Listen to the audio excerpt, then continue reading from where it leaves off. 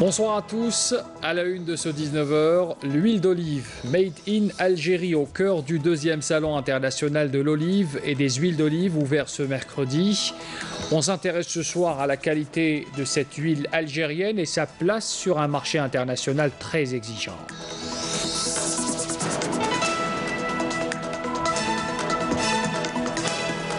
Les structures de santé à Tipaza se modernisent, deux critères sont pris en compte, la qualité de l'accueil et la prise en charge du malade, un reportage à suivre dans ce journal.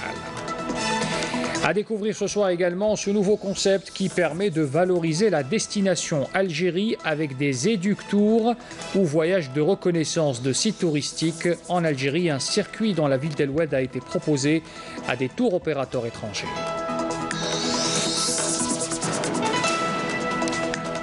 Et puis un focus ce soir sur un site qui a du potentiel touristique, un Ksarati Mimoun qui malheureusement est en proie à une détérioration avérée. Les spécialistes tirent la sonnette d'alarme. On les écoutera tout à l'heure dans ce journal. Voilà pour les titres de l'actualité. Pour commencer d'abord, le président de la Commission de l'Union africaine, Moussa Faki Mahamat, effectuera une visite de 3 jours en Algérie à partir de demain samedi. C'est ce qu'indique ce soir un communiqué du ministère des Affaires étrangères. Cette première visite officielle en sa qualité de président de la Commission de l'Union africaine intervient à la veille d'une importante échéance africaine, à savoir le sommet extraordinaire de l'UA qui se tiendra à Kigali au Rwanda. Il sera consacré au lancement de la zone de libre-échange continentale africaine.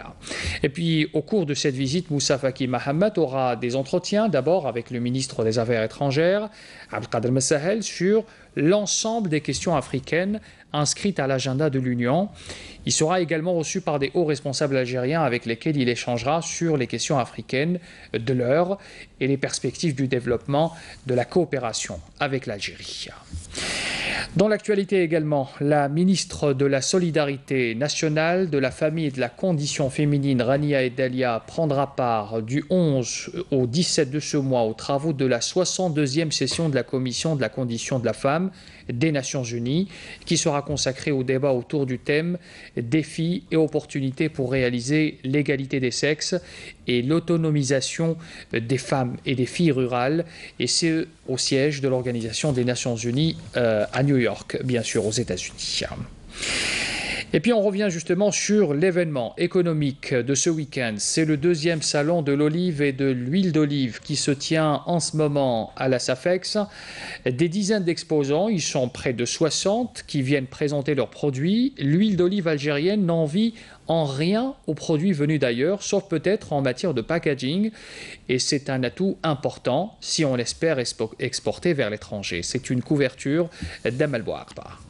Une soixantaine d'exposants entre oliécoles, oliéfacteurs et différents acteurs activant dans le secteur oliécole, dont des représentants de la Turquie, de l'Espagne et de l'Italie prennent part à cette deuxième édition du Salon international de l'olive, huile d'olive, process et dérivés de l'olivier. Une filière en plein essor, grâce notamment à la mise en place du programme oliécole au niveau national. Cette année, je pense que c'est une production quand même positive. Mais les campagnes n'ont pas encore, si vous voulez, définitivement, mais elles tournent autour de 60 000 tonnes. Il y a une évolution très très importante et nette, puisque l'huile d'olive est très bien conservée, très bien présentée dans des bouteilles, étiquetage, traçabilité. Les participants s'accordent à dire que la production de l'huile d'olive a été très bonne cette année. Toutefois, l'huile d'olive algérienne a du mal à se placer sur le marché international. Il y a deux facteurs. Il y a facteur prix, il y a facteur qualité. 80% de la production algérienne est classée vierge.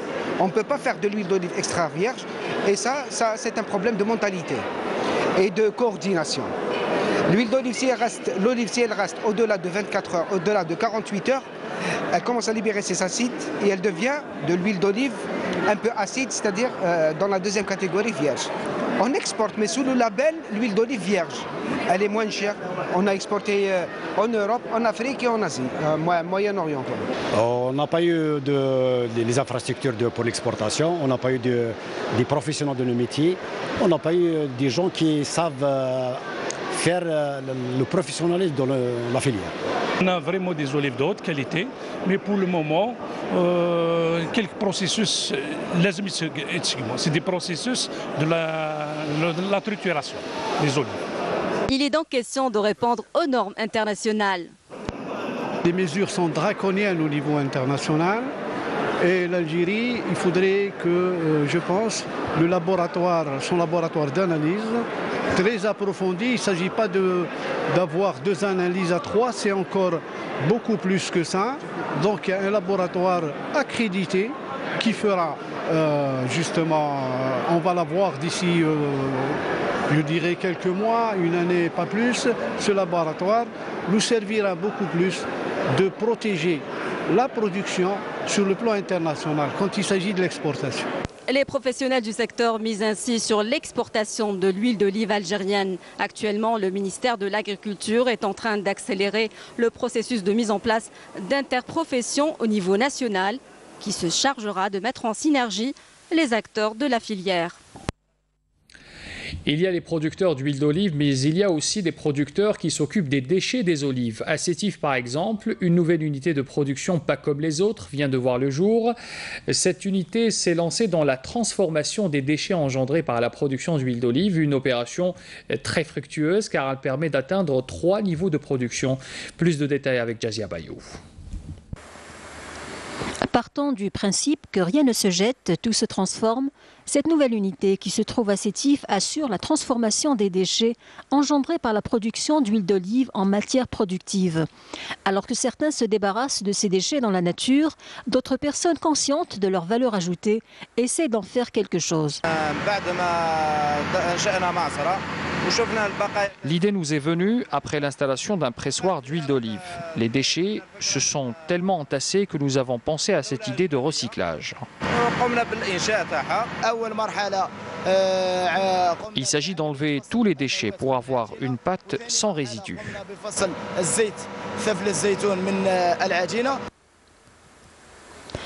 Ces déchets tels que les grignons d'olive, rejets composés de peau, des résidus de la pulpe et des fragments de noyaux ont permis d'avoir plusieurs productions.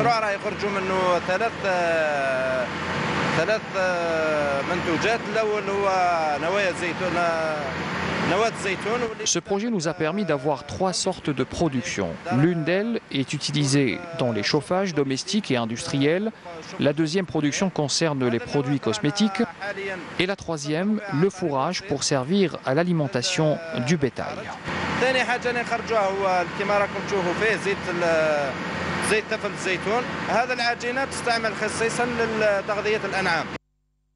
De tels investissements basés sur le recyclage des déchets alimentaires sont non seulement bénéfiques pour notre environnement, mais aussi et surtout une valeur ajoutée et une richesse pour notre économie nationale. Voilà pour l'olive et ses produits dérivés.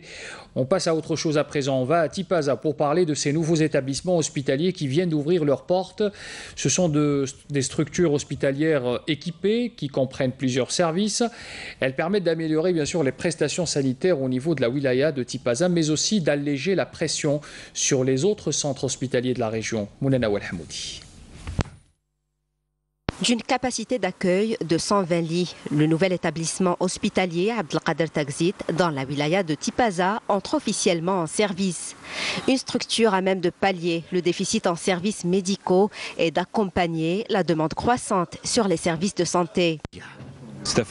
La wilaya de Tipaza a bénéficié de nombreux projets concernant le secteur de la santé, et ce à travers les différentes communes de la wilaya, notamment dans les régions enclavées. Des projets qui s'inscrivent en droite ligne avec la stratégie mise en place par le président de la République visant l'amélioration des conditions d'accueil des citoyens. L'entrée en service de cette nouvelle entité est salutaire pour les habitants de la région, vu qu'elle comprendra l'ouverture de nouveaux services jusque-là inexistants à Tipaza.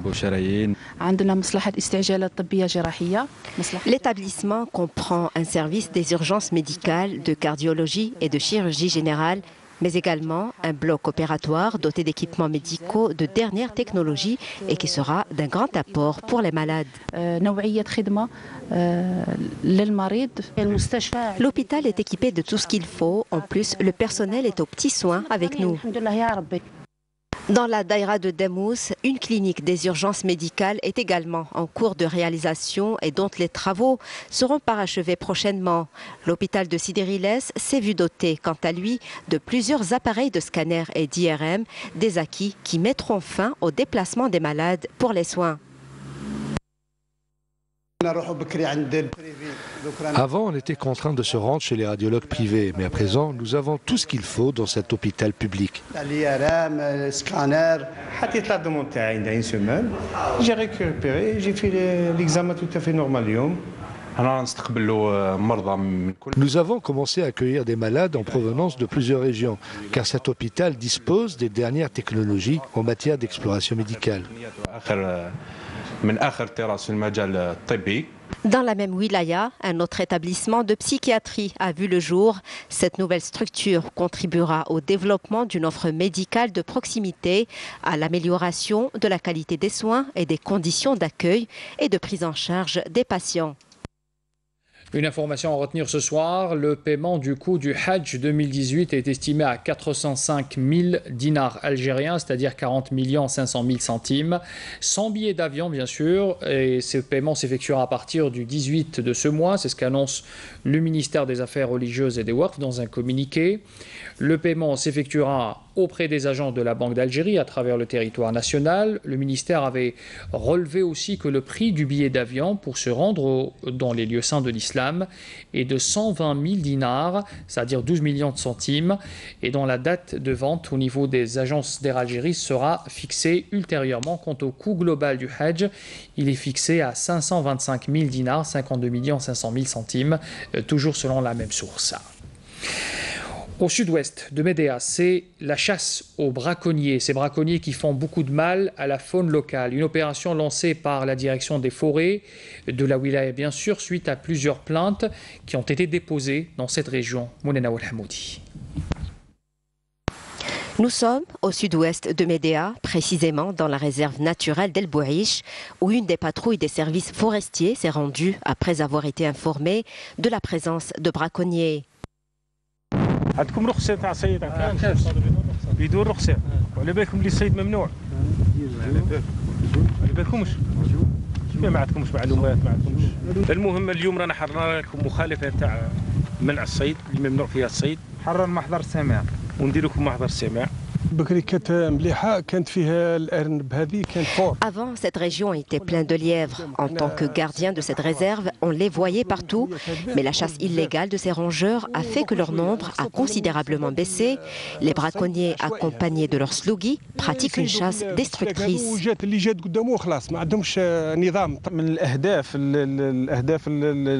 La création de cette réserve sert à protéger et à revaloriser les richesses animales de la région.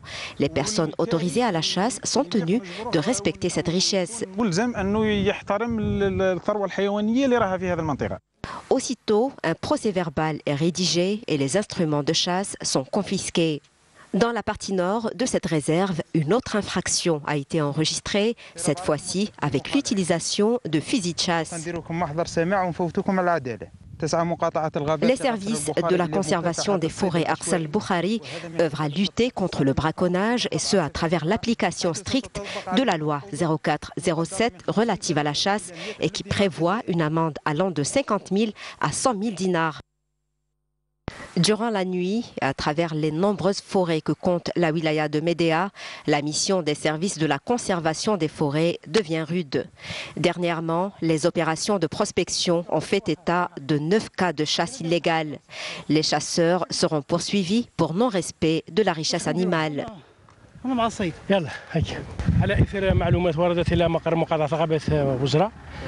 Suite aux informations qui nous sont parvenues concernant la présence de braconniers, nous nous sommes dirigés aussitôt vers les lieux où des chasseurs ont été pris en flagrant délit.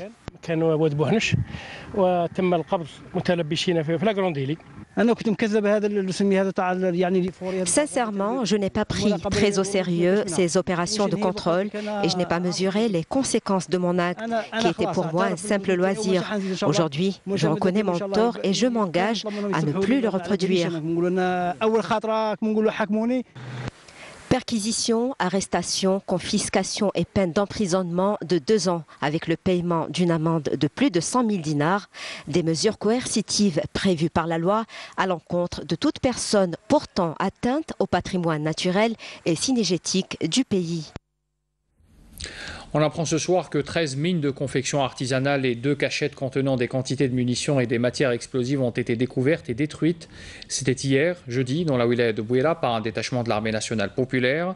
C'est un communiqué du ministère de la Défense nationale qui nous informe donc ce soir également, à partir aussi de cette opération de lutte contre la contrebande et la criminalité organisée, où on apprend également que des détachements de l'ANP à Tamanrasset et Ingezem ont intercepté 5 contrebandiers et saisi 2 véhicules tout-terrain, 2 motocyclettes, 250 kg de cuivre et des câbles électriques, ainsi que des outils d'orpaillage et une quantité de matières explosives. D'autre part, on apprend que dans le cadre de la lutte contre l'immigration clandestine, des détachements de l'ANP et des gardes frontières ont arrêté 110 immigrants clandestins. Ils sont de différentes nationalités.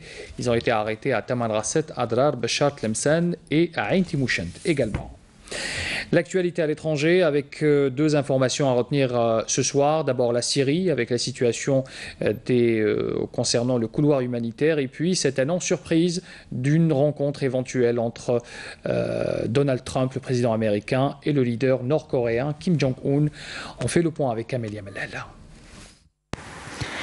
Après une nuit relativement calme dans la Ghouta orientale, cible depuis le 18 février d'une offensive du régime syrien, 13 camions transportant de l'aide sont entrés aujourd'hui dans l'enclave rebelle proche de Damas, la capitale, profitant d'une pause dans les bombardements. Les médias officiels syriens ont par ailleurs annoncé l'ouverture de 2 nouveaux passages depuis hier, mais aucune sortie de civils n'a été enregistrée. De leur côté, Médecins sans frontières ont dénoncé une terrible catastrophe médicale dans l'enclave rebelle.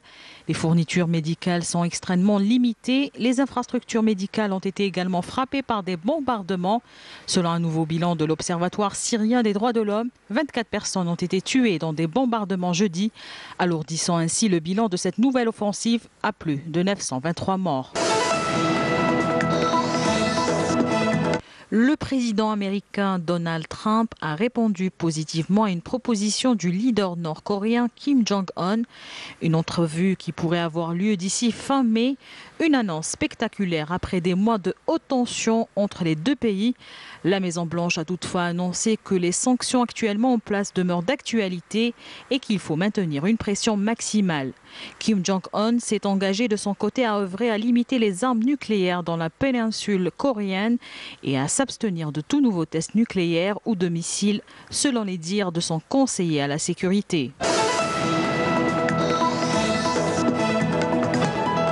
Il s'appelle Yan Lee. Sa passion est d'immortaliser des panoramas urbains spectaculaires depuis le sommet des gratte-ciel. En 7 ans d'expérience, ce jeune Chinois a pris d'innombrables photos des métropoles chinoises, des clichés chocs, souvent pris la nuit et toujours réalisés sans prise de risques inutiles. On vient en Algérie pour parler des Éduc-Tours ou les voyages de reconnaissance des sites touristiques. C'est un nouveau concept pour valoriser bien sûr la destination Algérie et c'est dans cette optique que des opérateurs privés du service tourisme ont organisé au profit de tours opérateurs étrangers un circuit touristique dans la ville d'El Oued. Le reportage de Hicham Daou qui était sur place, il avait suivi cette opération. Qsar el-Manjour est l'un des plus anciens qsars de Timimoun, la contrée qu'on nomme joliment l'oasis rouge à cause de sa glaise et de ses rangs. Dans le cadre de la relance de la destination Algérie, un Éduc-Tour a été organisé par une compagnie aérienne et un complexe touristique privé dans la ville millénaire d'El Oued. Accompagnés par le ministère du Tourisme et de l'Artisanat, plusieurs tours opérateurs français ont participé à ce voyage de reconnaissance de sites touristiques. C'était aussi l'occasion de voir et de tester de près la qualité du service de l'infrastructure d'accueil organisatrice. Nous, lorsque nous avons lancé cet Éduc-Tour, nous avons justement accueilli beaucoup de demandes de tour opérateurs et de maïs français qui souhaitaient venir. Et compte tenu des délais très très courts, nous avons dû même refuser certaines demandes et voir la possibilité justement de les faire venir ultérieurement. Le ministère du Tourisme, il est là pour accompagner toutes les initiatives, qu'elles soient publiques, privées ou autres, en matière de promotion de la destination Algérie, promotion de l'investissement, promotion de l'activité touristique, mais que aussi le ministère ne fait pas de différence entre le public, le privé, etc. Les potentialités touristiques et culturelles qu'offre la destination d'El Oued n'a pas laissé les participants de l'Elite Tour indifférents. Les représentants des tours opérateurs français ont montré une satisfaction et un grand intérêt pour cette destination d'El Oued. J'étais très agréablement surprise. Un très beau pays, un peuple très riche culturellement. J'espère que les Français vont avoir envie de venir vous voir, venir voir ce pays qui change des autres pays d'Afrique du Nord. Et moi, de toute façon, en tous les cas, je reviendrai quoi qu'il arrive. Méditation, dépaysement, découverte, services de qualité, accessibilité du transport aérien, tous les ingrédients sont réunis pour relancer les destinations de notre Grand Sud loin du tourisme de masse. Ces espaces semblent prêts pour un tourisme de tendance actuelle. Nous sommes dans l'ère du tourisme durable. Et justement, les vestiges touristiques historiques surtout sont un atout indéniable pour promouvoir le tourisme chez nous. Encore faut-il préserver ce legs ancestral. Un exemple concret ce soir à l'Oasis Rouge de Timimoun, le béton et la glaise ne font pas bon ménage et les habitants ainsi que les spécialistes de Qsar al-Manjour tirent la sonnette d'alarme. Reportage Naïm Al-Walish. Qsar al-Manjour est l'un des plus anciens qsar de Timimoun, la contrée qu'on nomme joliment l'Oasis Rouge à cause de sa glaise et de ses remparts vermeils. Mais que reste-t-il de ce site érigé avec les matériaux locaux, donc très écolo et adaptés aux rudes conditions climatiques de la région? Pourquoi le béton a-t-il supplanté à la glaise, naguère utilisée pour construire les chaumières de Qsor? Si personne ne maîtrise l'art de construire à l'ancienne, c'est parce qu'il n'y a pas de transmission entre les anciens et les nouveaux. Dès qu'il y a un peu de pluie, tout s'effondre. Je n'ai pas d'autre choix que de construire en dur. Où dois-je aller, moi et mes filles? Pour peu que les propriétaires des maisons d'Eqsor ont un peu d'argent, ils investissent pour retaper leur demeure en ruine, sauf que cette mise en valeur ne s'inspire plus d'une architecture ancienne, respectueuse de la nature et de l'esthète. Certaines maisons sont en dur et ne ressemblent en rien à celles de nos aïeux. Nous essayons de conserver ce patrimoine. Nous aurions souhaité que les gens du Qsar soient solidaires et s'entraident pour construire à la glaise comme avant. Au fur et à mesure que le temps passe, des maisons sont soit abandonnées ou alors réhabilitées de façon hasardeuse, ôtant ainsi l'authenticité à ces Qsor plusieurs fois séculaires, côtoyant harmonieusement d'augustes palmeraies. Un mot sur le sport, on parlait hier du basketball, aujourd'hui c'est au tour du handball avec le championnat d'Algérie handball excellence avec 2 rencontres au programme de ce vendredi bien sûr à la salle Omnisport d'El Biar.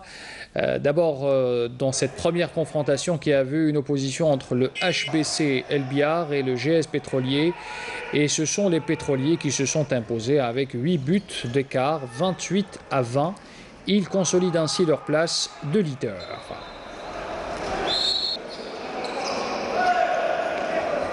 Et puis sachez également qu'une autre rencontre s'est tenue également ce vendredi avec cette défaite de l'OM Annaba devant le CRB Alger Centre sur le score de 23-22. Des images rapportées par notre confrère Abdelhakim Kshroud qui avait assisté à ces rencontres cet après-midi. Et voilà donc pour le sport, on termine avec cette thématique. On revient encore sur cette journée consacrée aux femmes avec la thématique du 8 mars et pour vous présenter un portrait ce soir. Le portrait de la première monitrice automobile qui a obtenu sa licence quelques années après l'indépendance de l'Algérie. C'est une passionnée de course automobile également. Elle a été la championne de l'édition de 1970. Fali Alhamdi l'a rencontrée.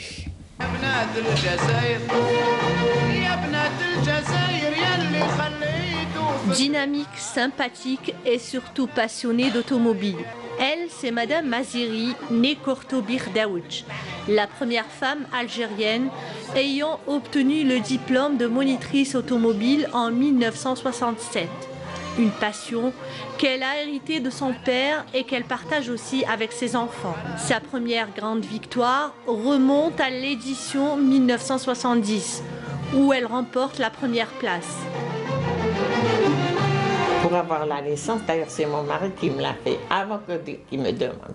بلا ما يسقسني راح واسالي la licence قال لي باش نهار الحد كنا بالحد نريحو. نهار الحد حيت واسي لا كورس اوتوموبيل. J'ai accepté. D'ailleurs fait la course de Bainem. D'ailleurs il y avait de la neige et tout. Et bien premier tour j'ai dérapé ونخلعت.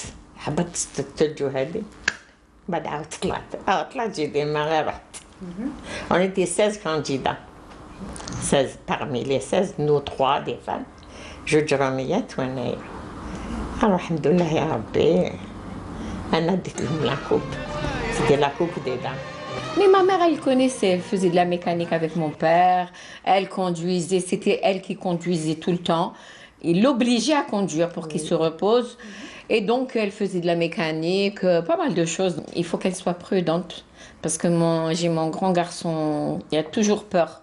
Dès qu'il la voit faire de trop de vitesse, il lui dit « Mamie, attention, on m'a dit que je suis allée vite !» Il l'a même puni. Il lui a enlevé la voiture pendant une semaine parce qu'elle faisait trop de vitesse.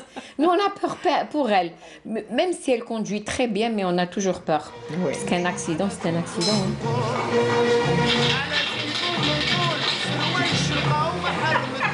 Nous avons quitté Mamir Daouch en lui souhaitant une longue vie, pleine de bonheur et de santé. Une femme douce et pleine d'énergie, une épouse, une mère et une grand-mère, satisfaite de sa vie, ce qui est tout à son honneur. Et on lui souhaite une longue vie. Un rappel des titres pour clore ce journal. L'huile d'olive Made in Algérie au cœur du 2e salon international de l'olive et des huiles d'olive ouvert ce week-end. On s'est intéressé ce soir à la qualité de l'huile algérienne et sa place sur un marché international très exigeant. Les structures de santé à Tipaza se modernisent. 2 critères sont pris en compte, la qualité de l'accueil et la prise en charge du malade. Et nous avons découvert ce soir ce nouveau concept qui permet de valoriser la destination Algérie, des éductours ou voyages de reconnaissance de sites touristiques dans notre pays. C'est un circuit notamment dans la ville d'El Oued qui a été proposé aux tours opérateurs étrangers pour la promotion des zones sud de l'Algérie. Un focus ce soir a été consacré également à un site qui a du potentiel touristique, un Ksarati Mimoun, qui est malheureusement en proie à une détérioration avérée. Les spécialistes et les habitants de Sorsar tirent la sonnette d'alarme. Nous avons écouté leurs avis dans ce journal.